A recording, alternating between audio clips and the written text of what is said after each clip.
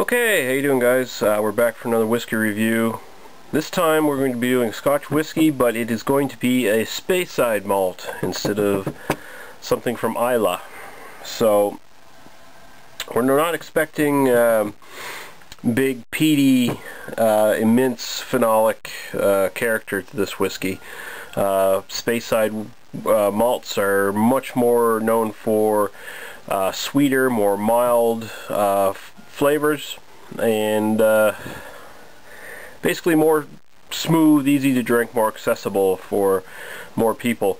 The one we're going to be doing tonight is the Balvenie DoubleWood, matured in 2 distinct casks. It's their 12-year-old expression.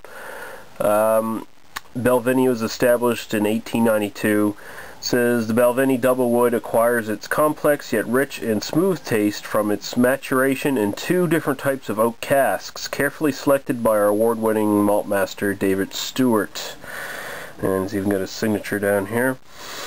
This is 40% alcohol by volume, and I'm going to bring up something about the alcohol here in a minute.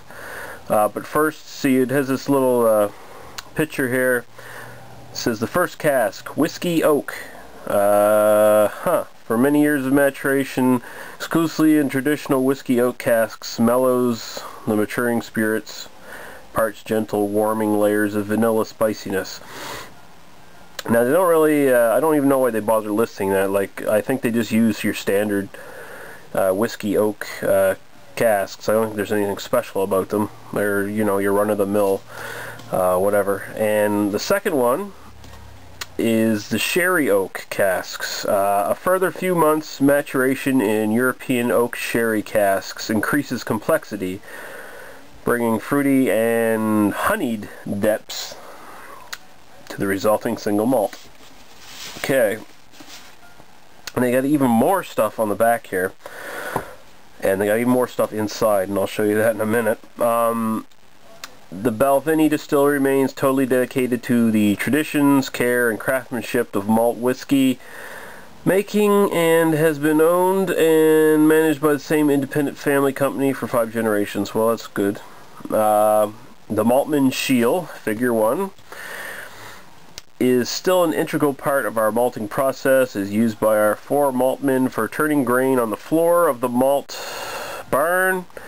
Nowhere else will you find a distillery that still grows its own barley, that is malts and its own traditional floor maltings, and still has coopers to tend to all the casks and a cooper smith to tend to the stills. So basically they repair, build their own casks. I think they have a couple different expressions where they experiment with different casks. Apparently, the first cask that they mature it in, they do that for about 11 years, 10 months.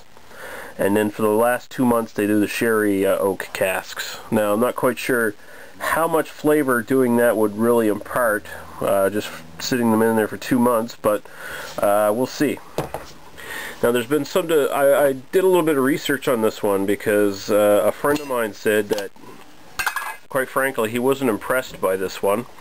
And so I looked it up online.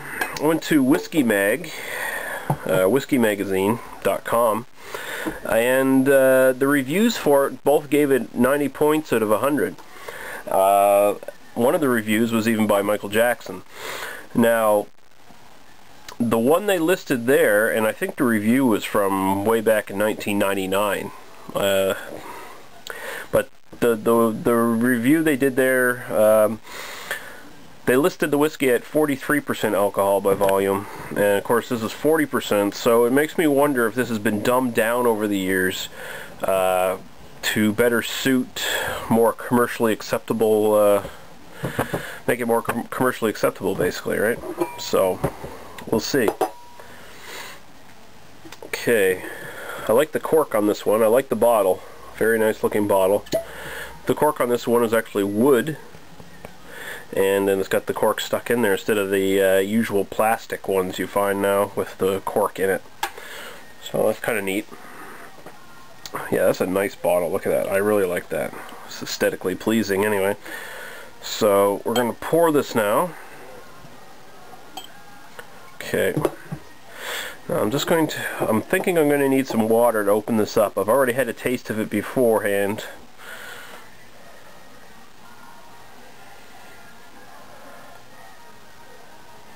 Okay.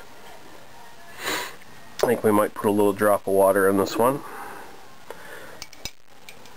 Just a little dab.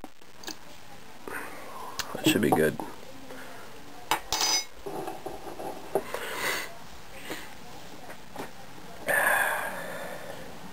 Anything else on there?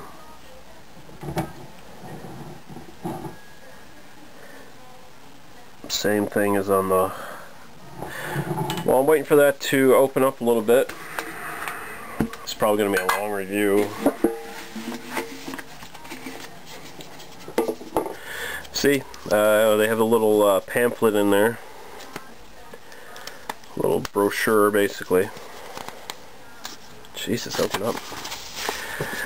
Unlock the doors of Warehouse 24, one of the oldest of our warehouses at the Balvenie Distillery. Warehouse 24 is where we mature our rarest whiskies. And you can go online. Whiskey shelf, some sort of online thing where you can rate and list and rate all the different whiskeys you've had, I guess. Then they list their other expressions. Single malt Scotch whiskey, DoubleWood, that's the one we got here. A 15-year-old, then the regular 12-year-old, and Portwood. That's one I'd like to try. 21 years. And apparently it's matured in port wine casks. That would be very, very nice. Yeah, so, you know, it's always nice when they include a little extra in the deal. This was $66 Canadian, by the way. So that's not overly expensive. It's a little less expensive than your typical Islay malts, anyway. So it's not too bad. Alright, so that should be good by now.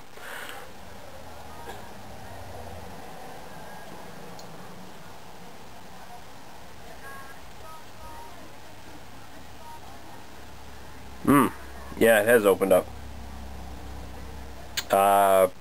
Right up front, it's got a very citric note to it. Honey, wood, and definitely vanilla, sort of in the very background, and the wood again. It's almost got a sourness to it as well. I don't really detect any peat in the aroma. It's just more wood, vanilla, and like I said again, honey and some sort of citrus like orange peel or something along those lines. It smells very good. Alright, so we'll go right to the taste.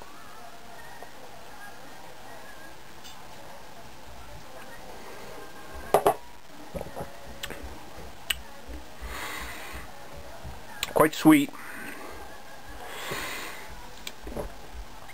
It's definitely a warm whiskey for 40%. I definitely feel it going down. Yeah, right up front. Big honey note.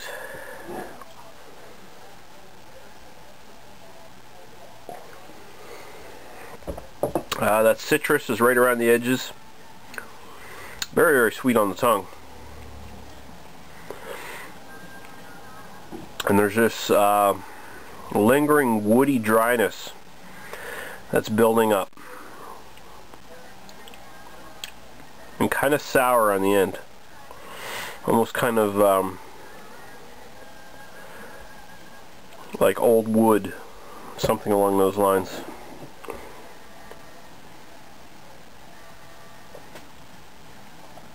I don't really get any sherry.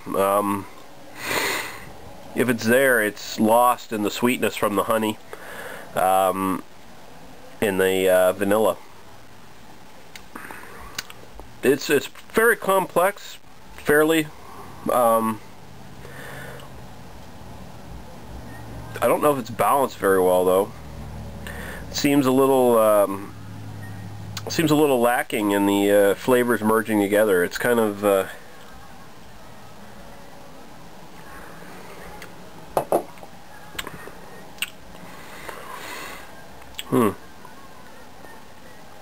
I like it. It's not bad. It actually is fairly smooth, even though it is quite warm.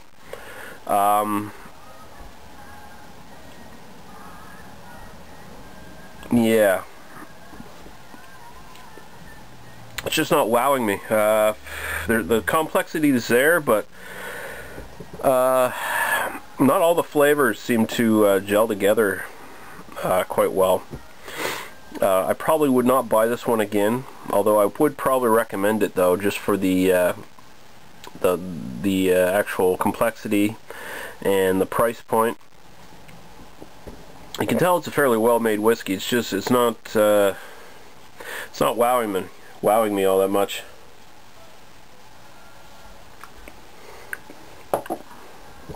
Also, keep in mind I'm not a fan of sweeter whiskeys.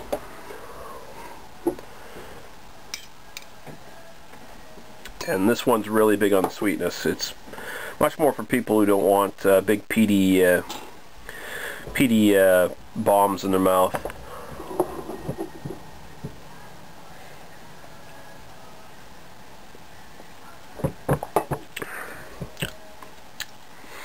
You know, I think the water actually made that a bit worse. Putting water in it definitely opened it up. But it really opened up those flavors a bit too big, and they don't gel as well together as they did when I took my first sip before adding water. So yeah, I'm gonna say slightly recommended. It's worth taking a try. It's probably a good little beginner one for Speyside, I imagine. I'm gonna have to get into more Speyside malts and see, but it's not quite as I don't rate on points, but I definitely wouldn't give it a 90 points. This must be a different whiskey than the one that was rated in Whiskey magazine. It doesn't have that. It doesn't have that complexity, that smoothness, that great character that the reviews were saying it had. So there must be something different going on here. And I kind of question why they would only put it in the sherry casks for 2 months or whatever it is. And it seems like more of a gimmick than anything else. It doesn't seem like it's doing much for this whiskey at all. I know it would be nice to have the actual Balvenie 12 without the DoubleWood here next to it to compare, but I can't get that one, so at least I can't get that one around here. So yeah, okay guys, the Balvenie DoubleWood, just a slight recommendation. It doesn't quite live up to the promise that the packaging sort of tries to communicate to you, saying that this is the most unique, awesome thing since sliced bread, but it's not. So go into this one with caution. It's $66 Canadian, so whatever that is, where you can buy it if you're outside of Canada, keep that in mind. That's a fairly good price point, so it's worth taking a risk on anyway. Alright guys, we'll see you later.